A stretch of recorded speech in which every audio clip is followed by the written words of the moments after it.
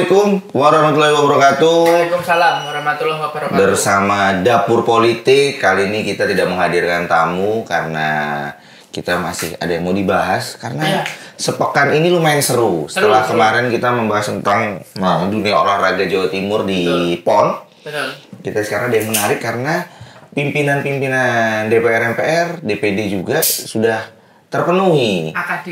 AKD-nya sudah terpenuhi. Tapi sampai kita take hari ini ada yang belum. Ada yang belum. Ada yang belum. DPR, DPD, MPR udah semua, Bang. Belum, ada yang belum. Masih ada yang belum, mungkin masih menunggu titah dari Ibu Ketua Umum. Jadinya belum. Nah, kita bakal menarik seru-seruan nih ke depan karena Mas Dari punya hal-hal yang menarik. Kita tidak akan bahas tentang intrik politiknya di belakang itu karena kita jauh daripada itu. Kita hanya melihat sisi-sisi kanan kirinya yang menarik yang mungkin kita bisa bahas. Atau teman-teman bisa ngasih komennya di YouTube Menyala Project Dapur Politik ya kan, mungkin Rio sama Dari kurang nih. Sebenarnya ada yang menarik ini. Nah, itu boleh tulis di kolom komentar. Iya. Oh, ada yang menarik ya. Ternyata ada yang belum ya, Bang. Apa itu, Bang? Iya, kan fraksi PDIP belum. Oh, pimpinan fraksi ya? Iya kan belum. Pimpinan fraksi masih belum ya? Ketua fraksinya belum nih dari PDIP. Kalau yang lainnya sudah. Kalau si Mbak Puan kan kembali terpilih lagi ya? Ya, menjadi ketua DPR. Fenomenal. Fenomenal yang itu baru pertama kali ya? Karena MD-nya tidak MD 3 ya. Itu tidak dirubah kan? Betul. Dealing-dealingnya politiknya luar biasa Mbak Puan. Saya yakin tuh pasti dealingnya dari Mbak Puan. Betul. Dan juga Wakil Ketua MPR.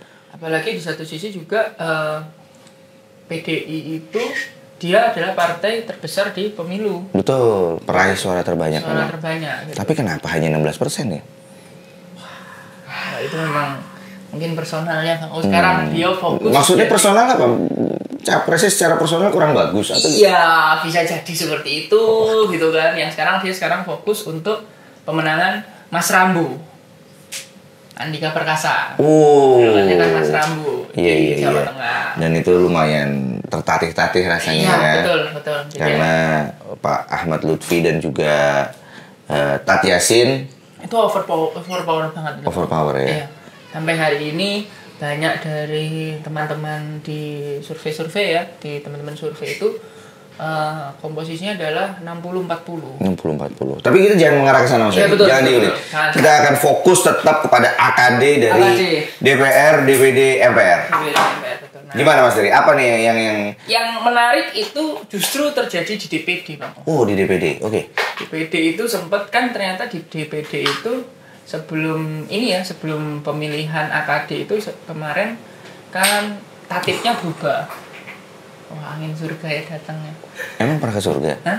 Kok tahu angin surga? Merasakan aja. Oh, oke. Nah, jadi tatipnya kan kemarin berubah. Tatipnya itu adalah paket pimpinan. Paket pimpinan. Nah, ketika pemilihan pimpinan itu sempat terjadi ya biasa lah ya, maksudnya dinamika yang terjadi di DPD itu. Nah, meskipun kalau kita katakan memang untuk teman-teman yang nggak tahu, jabatan pimpinan DPD itu sangat strategis. Beda dengan di DPR itu tidak hanya pimpinan DPR saja, tapi ketua komisi itu juga strategis. Ketua komisi, ketua banggar, itu kan strategis. Fraksi ya. Ketua fraksi, sangat menentukan lah kalau di DPR itu. Kalau di DPD itu hanya di pimpinan DPD, Bang. Makanya pertarungannya sampai sesengit itu, gitu kan. Jadi kalau dilihat kan ada Sultan Bahtiar ya, yang menjadi ketua DPD sekarang itu bertarung dengan ketua DPD sebelumnya yaitu Pak Lanyala Mahmud Mataliti. Nah, paket pimpinan itu formulanya itu sudah dirumuskan sebelum pemilihan AKD. Jadi setelah masa periode terakhir Pak Lanyala itu kan sempat konflik juga tuh terkait dengan mekanisme itu kan. Nah, ketika pemilihan terjadi konflik juga gitu. Nah, kenapa kok konflik? Ya karena itu, karena sestrategis itu. Karena kita tahu bahwa DPD itu baru dalam tanda kutip baru punya gigi itu ketika ketuanya adalah Pak Lanyala. Sebelumnya kita nggak tahu, Bang. Sebelumnya hanya tahu Irman Gusman, Pak Oso, seperti itu ya. Tapi ketika di zaman Pak Lanyala ya kita tidak dapat memungkiri bahwa di periodenya beliau selama 2019-2024 nama DPD itu diperhitungkan. Meskipun sekali lagi kekuasaan DPD tidak akan tidak sebesar DPR. Karena memang konstitusinya juga tidak memberikan kekuasaan yang besar terhadap DPD, Bang. Betul. Makanya itu yang kemarin kan sempat Pak Lanyala sempat ini kan ada wacana untuk mengajukan amandemen kan gitu. Karena ya kembali ke Undang-Undang Dasar 45. Betul. Putusan daerah. Dan itu mendapat porsi lebih besar dan mengembalikan mandat tertinggi rakyat ada di MPR. Iya, tapi sayangnya kan kalah. Nah ini menjadi pertanyaan, wacana itu seperti apa nanti di 2000? Akan tetap bergulir kah? Ya, Atau paket pimpinan DPD yang sekarang ini tidak melihat itu sebagai hal yang krusial? Betul, betul. Jadi ada 4 ya, ada Sultan Bahtiar, terus istrinya Sri Sultan, GKR Hemas, terus Bang Yoris Rawi, Yoris Rawi, Bang Yoris, sama Tamsil Urung. Tamsil Lindrung. Tamsil Lindrung. Kok jadi urung? Ya, itu jadi memenangkan suara 80 ya, 80 suara sedangkan Pak 96. 9556. Sedangkan Pak Lanyala Ada satu yang nggak hadir DPD dari Jawa Barat, Jihan Fahira. total 151 ya anggota 151. Nah, jadi menarik. Nah, untuk yang kemarin kayak 152, Mas. 152, betul. Yang hadir 151 ya. Iya. Nah, yang menarik adalah kemarin kalau teman melihat misalkan seperti Komeng itu ternyata ini ya pendukungnya Pak Lanyala ya. Betul. Satu barisan gitu kan. Nah, menarik itu melihat Pak Komeng gitu. Harusnya kalau saya ketuanya Pak Komeng aja gitu kan. Tapi beliau nggak jadi ketua karena penuh dengan etika, Mas. Karena masih baru menjabat gitu kan. Jadinya bukan, kalau dibilang etika, politik nggak ada etika, cuman politik nggak ada etika lagi. Maksudnya politik itu kurang lah ya mungkin. Cuman dia mengedepankan etika ya, bahwa ada yang senior dan dia banyak belajar. Itu penting juga sih menurut saya. Karena banyak juga yang muda-muda ini memang penuh kreasi, penuh inovasi, bukan nggak beretika, tapi mereka kayak yang slow aja udah semua sama. Tapi padahal itu penting juga karena kita ini bangsa timur ya kan. Alfiansyah Komeng ya. Setiap nama disebut semua teriak. Setiap nama disebut bahkan kamera menyorot itu Bang. Iya. Karena kemarin tuh beliau ada di paketannya Pak Lanyala bersama Pak Nono Sampono. Betul. Terus Bu Ivi itu, Bu Ivi itu mantan anggota DPR RI dari PDI Perjuangan, dari P3. Malang melintang ya. Iya, terus juga ada Pak Andi siapa ya? Saya lupa, dari Sulsel itu. Itu paketannya beliau tuh. Cuman kalau paketannya dari Pak Sultan Najamuddin ini ada Pak Yoris dari Papua, terus ada GKR Hemas. Dia juga tokoh-tokoh senior. Tokoh-tokoh senior juga. Dia Tamsil Lindrung yang fenomenal bersama PKS, gitu kan. Yang lucu lagi, Pak Tamsil Lindrung ini beberapa waktu lalu adalah paketan dari Pak Nyala. Oh, di periode sebelumnya ini ya? Enggak. Oh, sebelum ke pemilihan. Iya, itu ada di paketannya Pak Nyala, cuman nggak tahu akhirnya beliau pindah. Dan pada saat penghitungan juga lumayan suara beliau karena banyak yang sebut Tamsil Lindrung disebut juga. Itu juga menarik karena ya itu apakah nanti kalau sih katanya klaimnya dari Pak Sultan, dia mengatakan sudah ada sebelumnya dia pertemuan dengan presiden terpilih. Ya, jadi dia sudah mengatakan bahwasanya nanti DPD itu akan bersinergi dengan pemerintah. Wow, serem juga. Terus yang menjaga keseimbangan ini siapa ya? Betul. Karena kalau kita katakan kemarin kalau Bang O tahu ketika apa ya istilahnya kayak pelatihan sih, kayak penanaman materi DPD itu kan si Komeng mengatakan bahwa dia menginginkan DPD itu ikut hadir dalam perumusan APBD, pendampingan APBD di daerah supaya memperkuat sistem memperkuat posisi DPD gitu. Nah itu usulan yang menarik. Tapi kayaknya kue itu susah dikasih ke DPD. Karena kekuatan partai politik ini masih cukup fenomenal. Betul. Nah itu ya tetap aja sih, maksudnya kalau misalkan DPD ingin kuat tetap amandemen dan itu pembicaranya harus dengan DPR. Nah susahnya apakah DPR mau memberikan dalam tanda kutip membagi kekuasaannya kepada DPD itu kan yang sampai sekarang masih susah. Nah, jadi kalau kita katakan ya semoga aja lah 2024 ini ada penguatan lembaga perwakilan ya terutama untuk DPD. Ya, DPD kemarin menggila, semoga yang sekarang juga tetap menggila, betul. membawa kepentingan juga untuk masyarakat.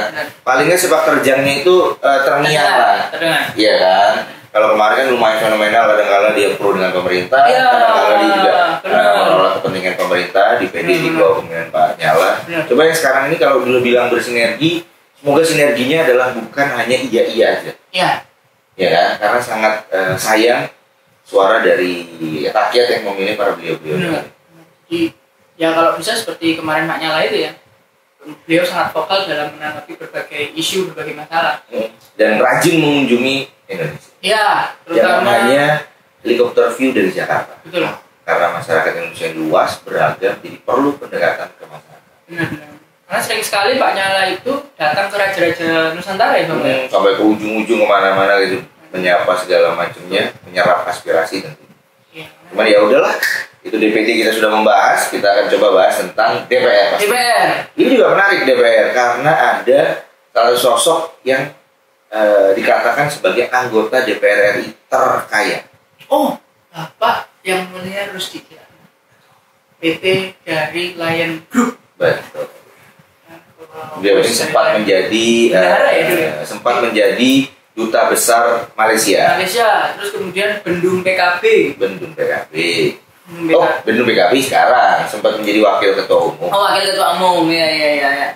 Padahal kalau kita katakan ini ya, tidak Nasrani ya, Pak Rusdi Kirana itu. Kalau nggak salah Nasrani, makanya itu asli Cirebon. Dapilnya Jawa Timur. Dapil berapa Bang? Lupa, 4 apa 6 ya.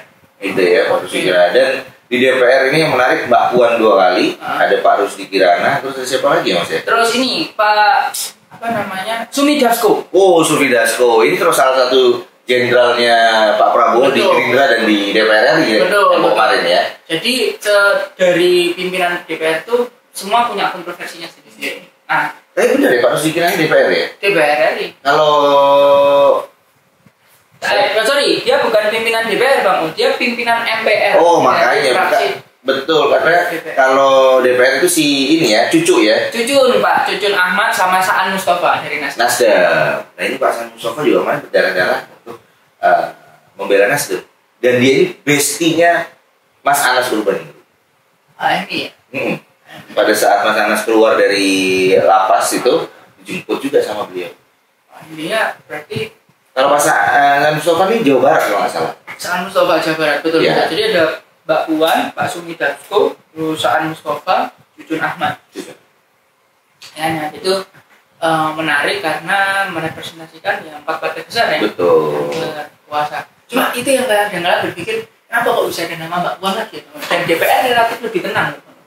Padahal kan kalau kita katakan DPR dengan berbagai kewenangan yang besar itu harusnya perebutan kursi pimpinan itu kan juga. Karena Mbak Puan memimpin DPR lumayan oke menurut saya. Iya, walaupun ada skandal atau hal-hal yang kontroversi soal mic dimatikan, tapi yang rame mic itu kan hanya di luar. Iya benar. Yang di dalam slow aja. Iya, mungkin dengan tangan dingin Mbak Puan itu juga. Cuman yang saya nggak ngerti, matikan mic emang pimpinan DPR bisa matiin mic orang-orang itu? Oh bisa. Gimana sih? Jadi di ini tuh ada. Maksudnya ada panel-panel semuanya. Iya, ada kontrol roomnya, terus bukan kontrol room, tapi maksudnya ada kontrolernya yang dia bisa dari ini bisa dimatikan. Jadi segitu banyak manusia ada pencetannya satu-satu? Ada Bang, di meja itu kan, di meja pimpinan itu ada. Dan dimatikan mic-nya itu memang ada. Karena memang kan kalau misalkan pimpinan itu punya kebijakan kalau dia terlalu hujan interupsi, itu dia bisa mengintervensi dengan mematikan mic. Itu untuk menjaga kalau misalkan ada hujan interupsi. Itu baru diberlakukan 2019 sebenarnya. Oh, 19. Nah, itu tadi paketan dari DPR.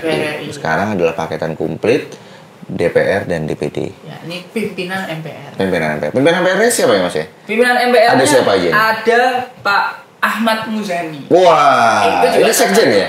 Sekjen Panglima Perang dari Pak Prabowo juga. Dan beliau lumayan keras pada saat menyikapi Sandiaga Uno saat akan keluar. Ya. Dia membahas tentang pengorbanan. Saya ingat sekali Pak Ahmad Muzani. Jadi memang orang-orang yang sekarang ada di pimpinan dewan itu bisa dikatakan inner circle-nya presiden terpilih. Betul. Mulai dari Pak Sumi Dasko, terus kemudian Ahmad Muzani. Terus ada siapa lagi Mas? Terus kemudian ada Yang Mulia Pak Bambang Nurmantio atau yang disebut sebagai Bambang Pacul. Wah, presidennya Korea nih. Komandan Korea. Komandan Korea nih. Komandan Korea. Jadi nanti kita akan lihat bagaimana komposisi MPR dan mungkin orang-orang selalu berpikir MPR itu sebenarnya fungsinya apa sih? Oke. Nah, itu kita akan bahas di episode yang kedua. Oke. Ya kan? Jangan lupa like, subscribe dan komen Menyala Project.